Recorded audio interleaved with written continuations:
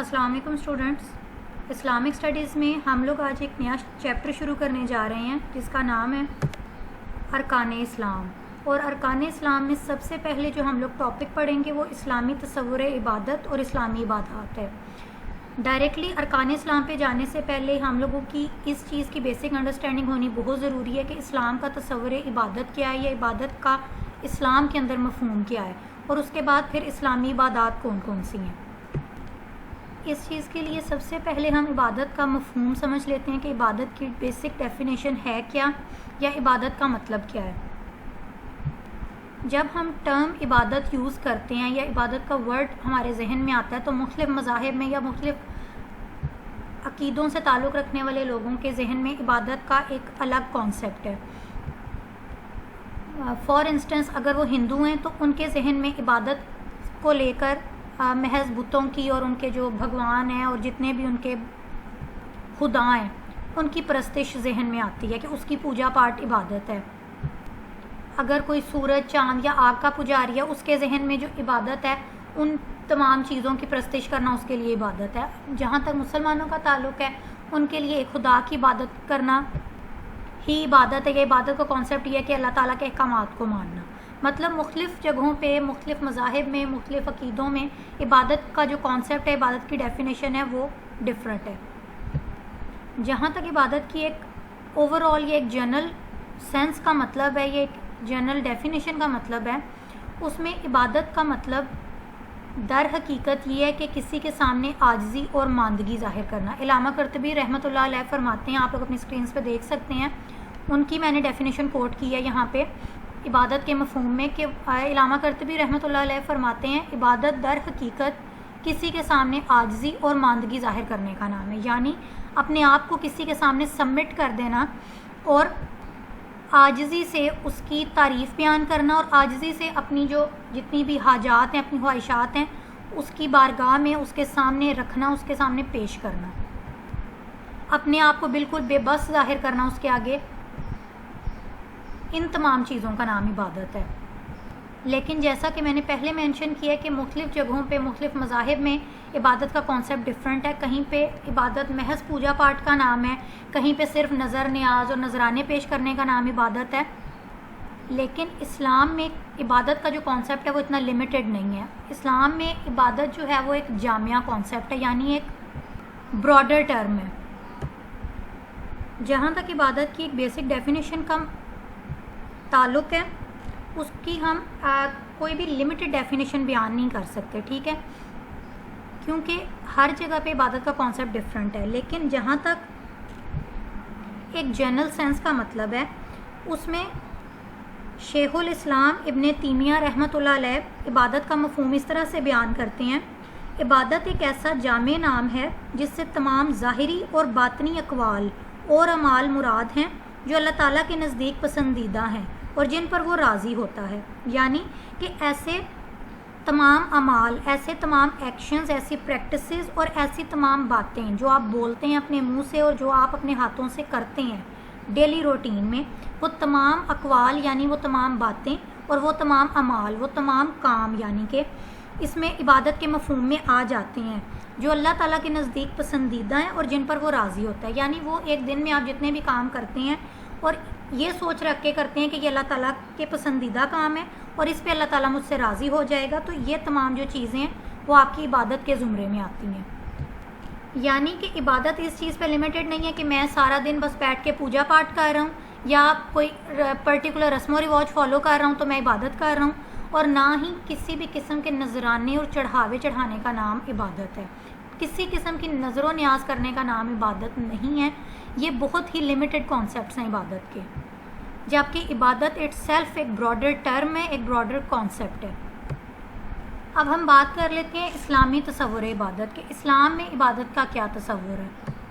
اسلام میں بیسکلی جو عبادت کا کانسیپٹ ہے وہ یہ ہے کہ ہر وہ کام جو اللہ تعالیٰ کی رضا کے لیے یا اس کی ناراضگی کے خوف سے کیا جائے وہ عبادت ہے. قرآن میں یا اللہ تعالیٰ کے احکامات میں کہیں بھی یہ مینشن نہیں کیا گیا کہ مخصوص قسم کے چڑھاوے ہوں تو عبادت ہوگی، یا صرف تم سارا دن پوجا پاٹ میری کرتے رہو، صرف مجھے میری خوشامد میں لگے رہو تو یہ تمہاری عبادت ہے. نہیں، اسلام کیونکہ انتہائی آسان دین ہے اور اس دین میں اپنے پیروکاروں کے لیے یعنی کہ مسلمانوں کے لیے بہت زیادہ آسانیاں فراہم کی گئی ہیں. اللہ تعالیٰ نے خود بہت ہی اسلام کو آسان دین بنا کر مسلمانوں کی طرف بھیجا ہوا ہے, اور اس لیے اللہ تعالیٰ نے خود فرما دیا ہے کہ ہر وہ کام جو اللہ کی رضا کے لیے کیا جائے یا اللہ کی ناراضگی کے خوف سے کیا جائے. کوئی پرٹیکولر کام یا پرٹیکولر اللہ تعالیٰ نے اسٹینڈرڈ سیٹ نہیں کیا. اللہ تعالیٰ نے بتایا ہے کہ جو کام تم میری رضا کی خاطر کرو گے اور میری ناراضگی کے ڈر سے کرو گے, ہر وہ چیز عبادت ہے. یہ محض آپ کی نماز, روزہ, حج, زکوٰۃ جو آپ کے بنیادیں ہیں, دین اسلام کی بنیادیں ہیں, صرف یہ چیزیں عبادت نہیں ہیں, یہ رکن ہیں, یہ آپ پر فرض ہیں جو آپ نے ادا کرنے ہی ہیں ہر صورت. لیکن اس کے علاوہ بھی آپ جو کام کرتے ہیں اللہ کی خوشنودی اور اللہ کی ناراضگی کو مد نظر رکھتے ہوئے, وہ چیزیں بھی عبادت ہیں. یعنی کہ اللہ تعالیٰ سے دعائیں کرنا, اللہ تعالیٰ سے التجائیں کرنا, اس کے سامنے اپنے آپ کو عاجزی سے پیش کرنا, اپنے آپ کو ماندگی سے پیش کرنا, اس کے آگے خشوع و خضوع سے اس کی عبادات کرنا. اس کے علاوہ اللہ تعالیٰ کے حضور جا کے آپ سے کوئی غلطی ہو گئی ہے, آپ اللہ تعالیٰ کے حضور جا کے اس کی ناراضگی کے خوف سے اب آپ اللہ کی بارگاہ میں کس طرح سے جائیں. آپ اس کی بارگاہ میں جائیں, باوضو ہو کر جائیں اور انتہائی خشوع و خضوع سے اس کے سامنے التجا کریں, اس کے سامنے اپنے گناہوں کی توبہ کریں, معافی مانگیں, اس کے سامنے دست بستہ کھڑے ہو جائیں. کیونکہ جب ایک انسان اس طرح سے پراپر عبادت کے آداب اللہ تعالیٰ کے سامنے ان آداب کو فالو کرتے ہوئے جاتا ہے تو وہ اللہ تعالیٰ کا ایک محبوب بندہ بن جاتا ہے. اللہ تعالیٰ اس کو پھر نوازتا ہے, اس کی توبہ قبول فرما لیتا ہے, اس کے گناہوں سے عفو درگزر فرماتا ہے کہ یہ بندہ میری محبت میں آیا ہے, میری عزت و تکریم کر رہا ہے, میری تعظیم کر رہا ہے اور میرے سامنے اپنے گناہوں کی توبہ کر رہا ہے. اس کو خوف ہے کہ میں ناراض ہو جاؤں گا, یا اس کو اس بات کا اتنا لحاظ ہے کہ یہ میری عزت و تکریم میں مجھے منانے کے لیے آیا ہے, میری رضا, میری خوشنودی حاصل کرنے کے لیے آیا ہے, تو اللہ تعالیٰ پھر اس کو خالی ہاتھ کبھی بھی نہیں لوٹاتا. قرآن مجید میں عبادت کا جہاں تک تصور ہے اس میں ذکر کیا گیا ہے, اللہ تعالیٰ نے خود فرمایا ہے میں نے جنوں اور انسانوں کو اس کے سوا کسی کام کے لیے پیدا نہیں کیا کہ وہ میری بندگی کریں. یعنی اللہ تعالیٰ خود فرما رہے ہیں کہ میں نے جتنی بھی مخلوقات تخلیق فرمائی ہیں اس میں نے جن بھی ہیں, انسان بھی ہیں اور بہت سی مخلوقات ہیں, اور اللہ تعالیٰ فرما رہے ہیں قرآن مجید میں کہ ان کی تخلیق کا مقصد اور کوئی مقصد نہیں ہے, صرف یہ مقصد ہے کہ وہ میری بندگی کریں, میری عبادت کریں, میری تعظیم کریں, کیونکہ صرف اللہ تعالیٰ کی ذات ہے جو تعریف کے لائق ہے.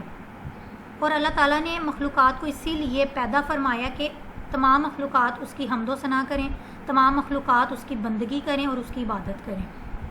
اور اسلام کا تصور عبادت ہے بھی یہی کہ آپ کی ساری زندگی اللہ تعالیٰ کی بندگی میں گزرے, آپ کی زندگی کا کوئی بھی لمحہ ایسا نہ ہو جو اللہ تعالیٰ کی عبادت سے خالی ہو. اس دنیا میں آپ جو بھی کریں وہ اللہ تعالیٰ کے قوانین کے مطابق کریں, قرآن و سنت پر عمل پیرا رہیں, اور ہر کام کو جو بھی آپ کام کریں اللہ کی خوشنودی کے لیے, اللہ تعالیٰ کی رضا کے لیے اور اللہ تعالیٰ کی ناراضگی کے خوف سے اس کو پوری رضامندی سے اور پوری ایمانداری سے کریں. اس کا یہ مطلب نہیں ہے کہ آپ دنیاوی کام چھوڑ کے ہر ٹائم بس اللہ اللہ کرتے رہیں. یہ ہرگز کسی بھی جگہ پہ اسلام میں نہیں فرمایا گیا.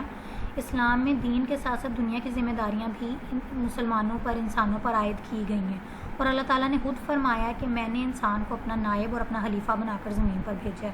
تو اسلام میں ہرگز عبادت کا یہ کانسیپٹ نہیں ہے. اس کا یہ مطلب جس طرح میں نے پہلے کہا کہ آپ کی زندگی کا کوئی بھی لمحہ ایسا نہیں ہونا چاہیے جو عبادت سے خالی ہو, لیکن اس کو اس طرح سے انٹرپریٹ نہیں کرنا چاہیے کہ اب ہم سارا دن جو ہے صرف اللہ اللہ کرتے رہیں یا ہم سارا دن بس عبادت میں مشغول رہیں. اس کا مطلب یہ ہے کہ آپ زندگی میں جو بھی اپنا کام کرتے ہیں, جو بھی آپ سرگرمیاں ڈیلی روٹین میں سر انجام دے رہے ہیں, جو بھی آپ کی ایکٹیویٹیز ہیں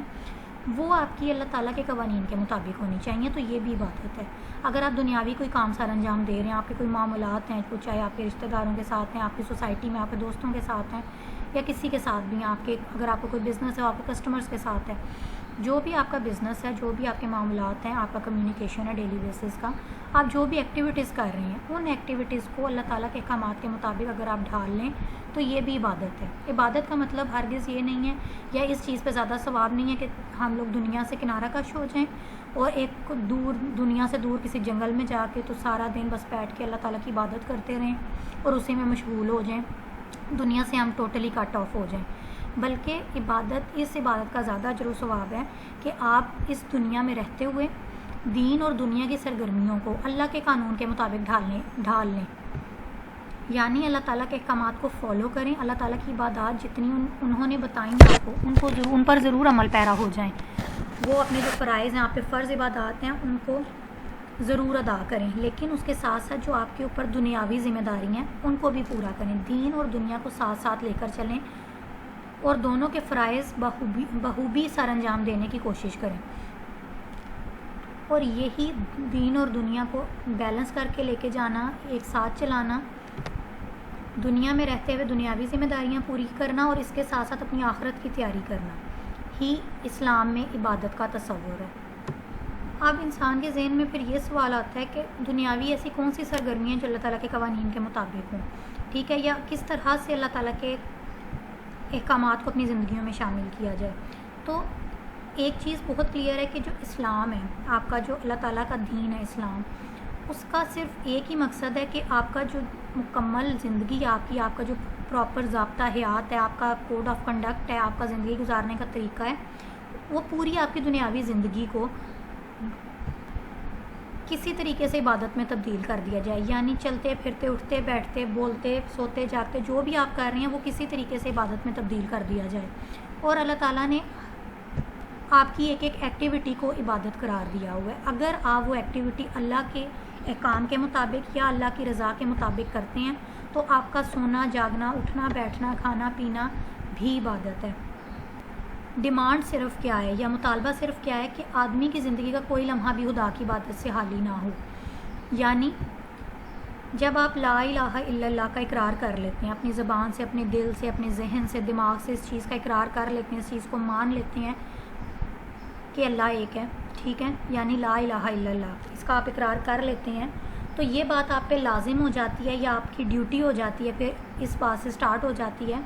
کہ جس بندے نے اللہ تعالیٰ کو اپنا معبود مان لیا ہے، یعنی کہ مجھے تخلیق کرنے والا، مجھے پیدا کرنے والی ذات، مجھے پالنے والی ذات صرف ایک ہی اور وہ اللہ کی ذات ہے، جب آپ نے اس کو اپنا معبود مان لیا ہے تو پھر اس کے بعد آپ کے اوپر یہ ڈیوٹی عائد ہو جاتی ہے کہ آپ اللہ تعالیٰ کے ہی بندے بن کے رہیں، یعنی عبد بن کے رہیں. اور یہی بندہ بن کے رہنے کا نام ہی عبادت ہے. یعنی کہ آپ اللہ تعالیٰ کے احکامات کے مطابق اپنی پوری زندگی گزار رہے ہیں، اللہ کا بندہ بن کر رہ رہے ہیں، تو یہ عبادت ہے.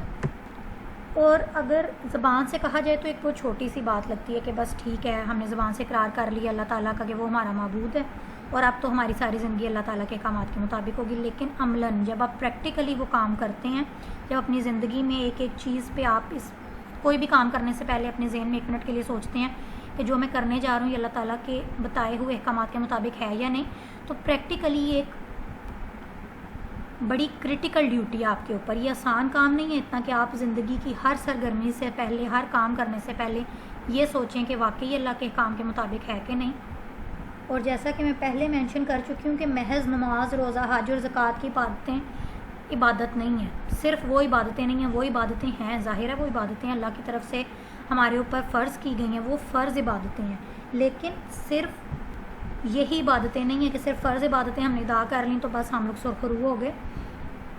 اس کے علاوہ بھی عبادتیں ہیں، ٹھیک ہے. اس کے علاوہ آپ کی ذہن کی عبادت ہے، آپ کے دماغ کی، آپ کے نفس کی عبادت ہے، اس کو پاکیزہ رکھنا بھی عبادت ہے. اور اسی طرح سے ان عبادتوں